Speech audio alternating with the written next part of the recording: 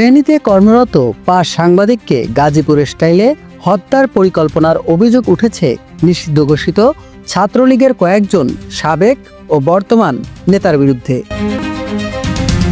একটি হোয়াটসঅ্যাপ গ্রুপে এ সংক্রান্ত কথোপকথন ফাঁস হওয়ার পর এলাকায় তীব্র উদ্বেগ ছড়িয়ে পড়েছে।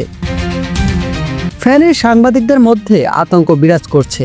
পুলিশ বলছে তারা বিষয়টি গোয়েন্দা তৎপরতার মাধ্যমে আগেই জেনেছে এবং সাংবাদিকদের নিরাপত্তা নিশ্চিত করতে ব্যবস্থা নেওয়া হচ্ছে। শনিবার ৯ আগস্ট রাতে বাংলাদেশ সংবাদ সংস্থা বাসস, ফেনীর সংবাদদাতা ও দৈনিক ফেনীর সময় সম্পাদক মোহাম্মদ শাহাদাত হোসেন ফেনী মডেল থানায় এ বিষয়ে সাধারণ ডায়েরি করেন। থানার অফিসার ইনচার্জ মোহাম্মদ শামসুজ্জামান বিষয়টি নিশ্চিত করেছেন। পুলিশ ও জিডির তথ্য অনুযায়ী একতাই শক্তি নামে ছাত্রলীগ যুবলীগের একটি হোয়াটসঅ্যাপ গ্রুপে ফেনীর ৫ সাংবাদিককে হামলার টার্গেটে রাখা হয়।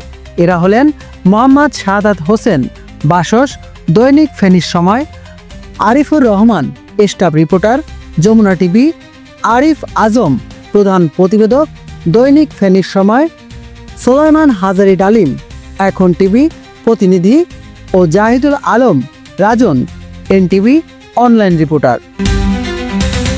নামুন নাকিব, বাঙালি নিউজ বাংলা, ঢাকা।